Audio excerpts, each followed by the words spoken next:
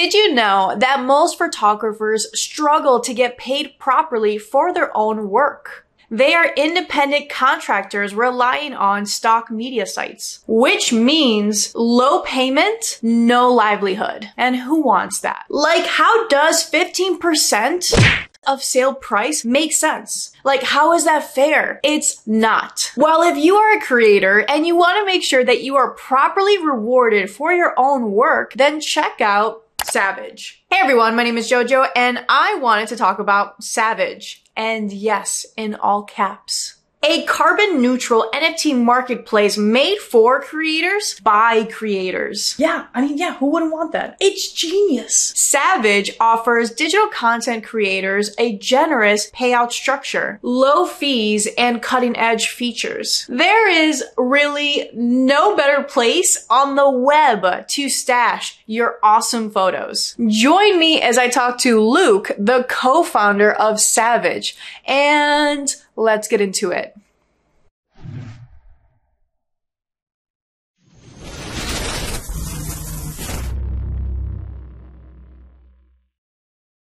Tell me, what is SAVG?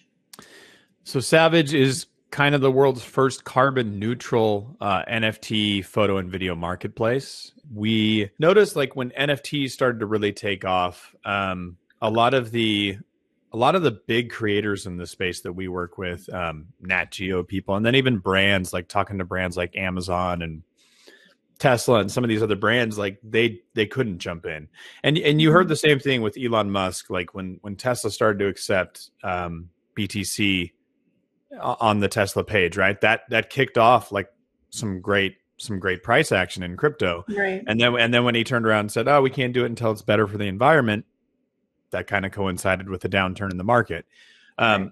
I do think at the end of the day, like brand adoption is super important. And so solving that carbon neutral FUD in the NFT space is big for a lot of the biggest photographers and filmmakers in the world because they have connections with some of these brands, right? Like Nat Geo and these places. So for us, it was about creating a marketplace specifically out of a need in the market to be carbon neutral, to have 2 gigabyte uploads, to cater to this section of the market that hasn't really been able to enter the space.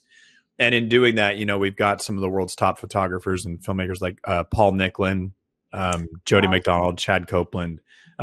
These are some of the biggest names in the space. They're going to mint their first stuff on SAVG. And then what led to the inspiration? Was it purely just living in Oregon and you're like, you know what? Like, yeah, what kind of tumbled into that? So I've been a director, like a filmmaker for about 10 years, and I jumped into YouTube pretty early. This was before you can even monetize videos on YouTube. Oh, nice. So you got and built a pretty big audience fairly quickly doing short films, music videos, stuff like that. And shortly after that, I started getting stock media as just like a side gig to earn some extra income on all the footage that I was shooting. I was working pretty closely with some of these stock media companies, and I would notice that my stuff would be on their front page and it would be getting millions of views and being downloaded, but I was getting not paid nearly as much as probably it was worth. So then it was like, okay, this isn't fair. Like something's not fair here. And you look at the stock media companies that currently exist in the legacy world, and a creator can make as little as 15% on a sale. So it's like, it's really not set up to benefit creators in any way, shape, or form. It's been like that for decades. Everybody thinks of the music industry as like, that's the unfair, like art form. But like film and photos, it's been that way for a long time too. So it really started there, like just being a creator myself and being on the opposite end of like an unfair system, kind of being able to look at it and go like, I think blockchain can help solve some of this stuff, and it will really help creators. And that speaks like to my core. Well, that's amazing that you are a creator. It's not like your benefit and like thinking about money or income. If like first off in a company, no, it's like this has affected you personally, which every creator can relate.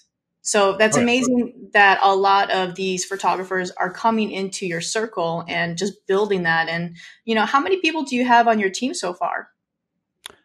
We have about 20 people on the team. That's right. You guys just started too. Yeah. We're like I mean, I'm looking at the website now, the actual marketplace. So we're hoping to launch the marketplace to coincide with the token event on Gate. So yeah, we're in the middle of it. Where can we participate in the token sale?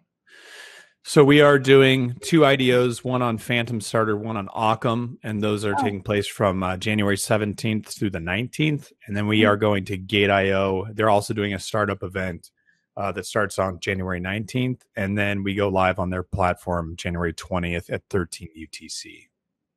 Okay, nice. And then what are the benefits of, the token itself? Long term, like one of the biggest things we want to do is to become a full DAO. It's at the end of the roadmap. We want to eventually just have the community run everything. So long term, it's going to eventually lead to governance and to voting rights and to being able to kind of help steer the platform. In the intermediate, it's going to be used for staking. You're also going to be able to, the more you stake, you're going to be able to participate in competitions, giveaways, have access to free NFTs from some of these massive creators.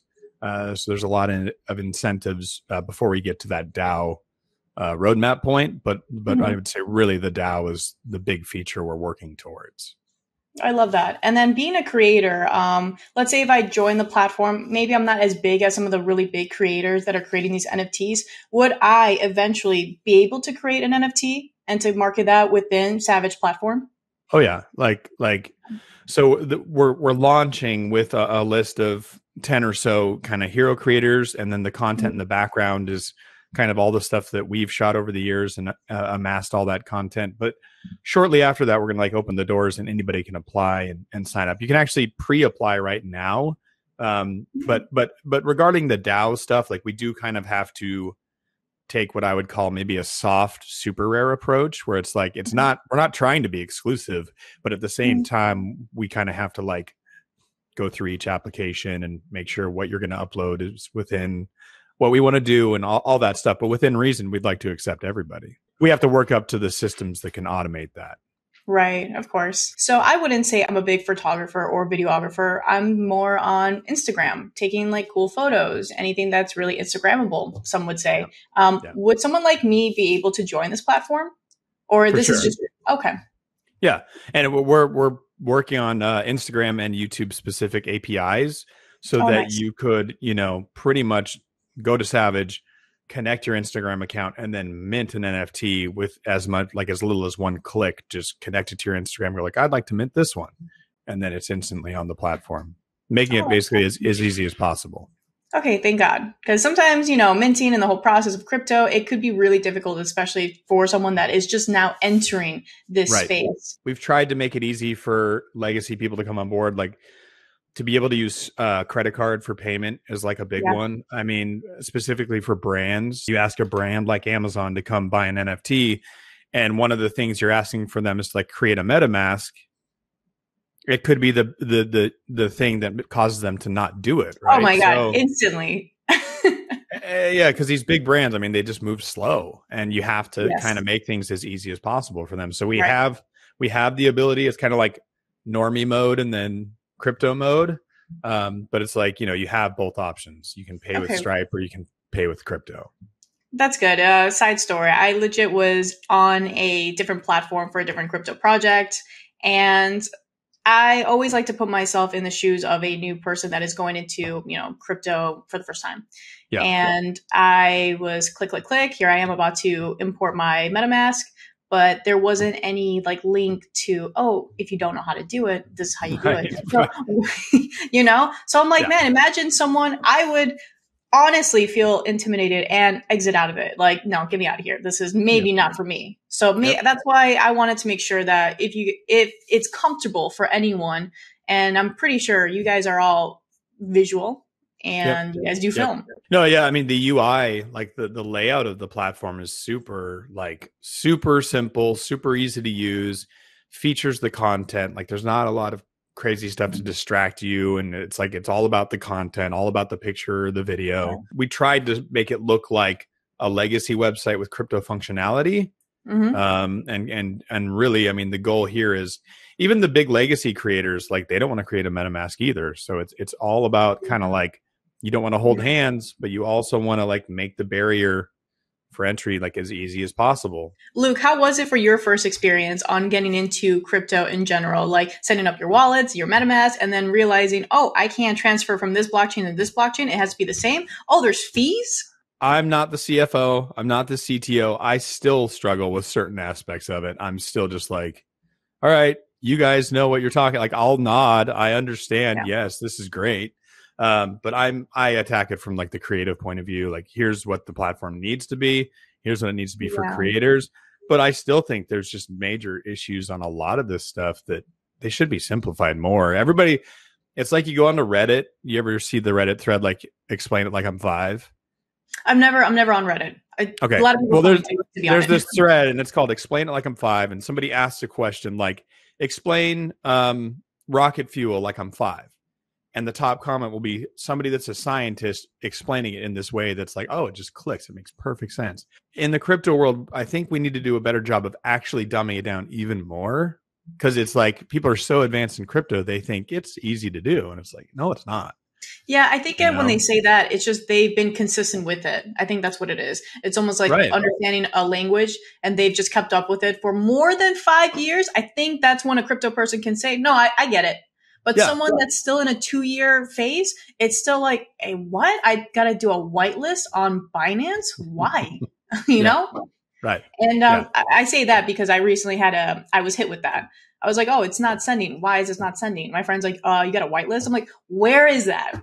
Why is it not warning me? Where's that red clicking thing that says you need to do that? But I know. And that's all UX UI stuff. It's like, I hope we're doing it. I hope we're walking that line on Savage with like making it easy, but also not dumbing it down too much. And I think we are, but that is kind of the goal. Right. And it's on like a place like Coinbase. Coinbase has probably done the best job. They have. Yes. Making it easy. Well, do you think it's because, it is state IRS regulated in somewhat that they can track it? So maybe that's why they wanted to make it so to the nail perfect to where it's easy. Like just the other day, I applied for a Coinbase card and it got to my mailbox within a week. I'm like, okay. It runs like a legacy company. Yes. It does. Yeah. Mm-hmm. And at the end of the day, like that helps with mainstream adoption. But at the end of the day, it's like, it's what everybody in crypto wants to avoid. So you just have to walk that tightrope, Yes. And I'm glad that you acknowledge it, that you're trying to simplify it on your platform, because again, you want a lot of people to come in. You want a lot of creators to feel comfortable and not intimidated. So it's that platform that Savage is providing, which, by the way, why the name Savage? I think for me personally, it's kind of like if you want to kind of take down like an established system or whatever, and a middleman that's been in place for like 20 years, you kind of have to take on that approach and kind of really have to want to do it. And Savage, the verb, was kind of like, that was a big thing. It's touchy. Like some of the Nat Geo creators, they were like, I don't know, Savage. Like, well, what's the thought behind that? Right. When I was first introduced to you guys, I was like, Savage. I was like, oh, So, but then I was like, oh, it is a creator platform. I was like, oh, okay. I'm like, maybe there's more deeper meaning into the word of Savage.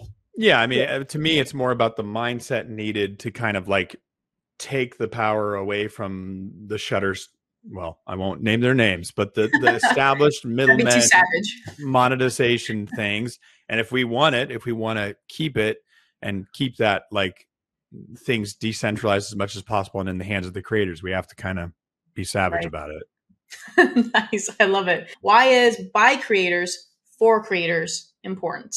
I think at the end of the day, it's important for us at the top of Savage, or really any company, to not just have a base level understanding of it and then really like 90% of what we're trying to do is make it profitable. I think at the end of the day, it's important for us to know what creators go through and to know kind of what they want to see, because we can implement that sooner. We can always be on top of it and adding features to the platform that creators want to see. And we know how to speak to them.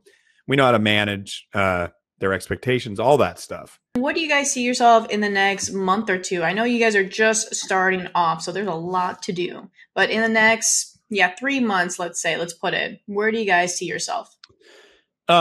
So yeah, I mean, at that point, we expect a lot of people to be on the marketplace. That's when the hero creator run round one would be done, and we're starting to maybe introduce, phase two of the hero creators. But at that time, like, we're going to be rolling out, the giveaways, the competitions, all that stuff, and really opening the doors to everybody that wants to sign up and start minting.